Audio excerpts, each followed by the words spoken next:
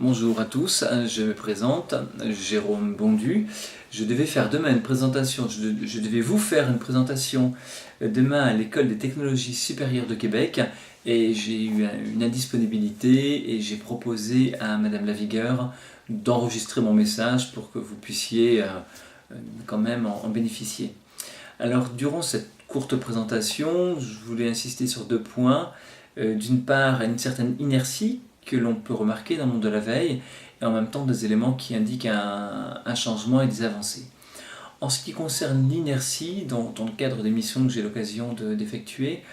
on se rend compte que les besoins exprimés en matière de veille sont quand même relativement réduits. Il semble que avoir bénéficié de capacités supérieures complémentaires de collecte d'informations, de recherche d'informations dans des bases de données internes de l'entreprise ne fasse pas partie des besoins forts et exprimés de la part des collaborateurs. Et je vais employer une image. C'est comme si à quelqu'un qui avait toujours vécu avec, alors remontons les siècles, hein, c'est comme si quelqu'un avait toujours vécu avec de l'eau qu'il fallait puiser dans un puits et à qui on proposerait l'eau courante. Il me semble que cette image est assez parlante, puisque si on devait proposer à cette personne de mettre en place de l'eau courante,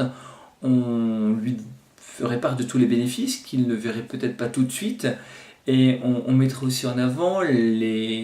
l'installation technique qu'il faudrait installer. Et peut-être que cette personne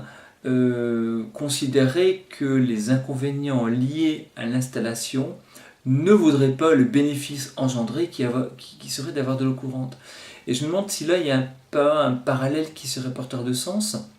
dans le sens où c'est sûr que mettre en place un système de veille qui permettrait d'alimenter les collaborateurs avec un flux d'informations qui serait filtré, bien évidemment, pour pas les faire crouler sur l'information, qui serait filtré, qui serait personnalisé, mais qui engendrerait forcément un coût d'installation, une conduite du changement, un coût d'installation qui se décline d'ailleurs en coût financier et en apprentissage, en formation. On peut comprendre que quand on n'est pas dedans, quand on n'est pas veilleur, quand on n'est pas professionnel de l'information, ça incite à la réflexion et que la mise en place de dynamiques de veille progresse dans les entreprises, mais peut-être pas à la vitesse à laquelle on pourrait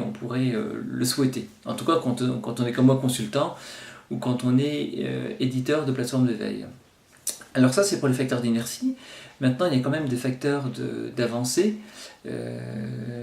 Un des premiers est lié au développement du web participatif, du web 2.0, avec la prise de conscience de la capacité de tout un chacun de communiquer, de diffuser, de relayer, avec la prise de conscience de la masse d'informations disponibles, et finalement la conclusion que, à moins de se fermer les yeux vis-à-vis de cette masse exponentielle d'informations, ou à moins de laisser complètement les vannes ouvertes, ce qui provoque un inconvénient qui n'est pas moins grave que la cécité, qui sera la surinformation. Donc à moins d'accepter d'être dans ces deux extrêmes, il faut bien passer par des solutions organisationnelles et des solutions technologiques pour pouvoir tirer le meilleur parti de ces évolutions.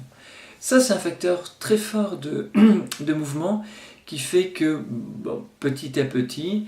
que ce soit les directions de communication, les directions marketing, les directions stratégie, appellent quand même les veilleurs, appellent les éditeurs de plateformes de veille pour proposer des solutions d'amélioration.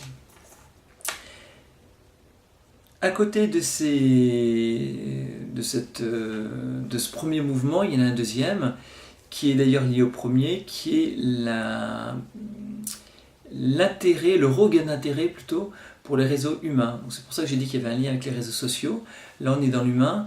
Et même si les réseaux humains ont toujours été extrêmement importants, quand je fais un cours sur le sujet, je me réfère toujours aux grands stratèges, en commençant par Sun Tzu, César, Bonaparte, qui tous trois sont passés à la postérité pour être des grands utilisateurs de réseaux de renseignement, d'information avant de prendre toute décision qui était à l'époque des décisions militaires, puisqu'on a affaire à des stratèges et des généraux, mis à part Sun Tzu qui était plutôt un conseiller. Donc même si les réseaux humains ont toujours eu beaucoup d'importance, l'appel d'air des réseaux sociaux fait qu'il y a un regain d'intérêt sur ces sujets, et par ce deuxième biais qui est la volonté de coordonner les remontées informelles d'informations dans l'entreprise, ou qui est de coordonner la captation d'informations via les réseaux externes des collaborateurs de l'entreprise, on a là un deuxième appel d'air qui fait que, mis à part l'inertie dont j'ai parlé précédemment, on a quand même un dynamisme. Si vous voulez, si on fait la somme de l'inertie par rapport au point positif, on est quand même dans le plus, on est quand même dans le positif, et on voit quand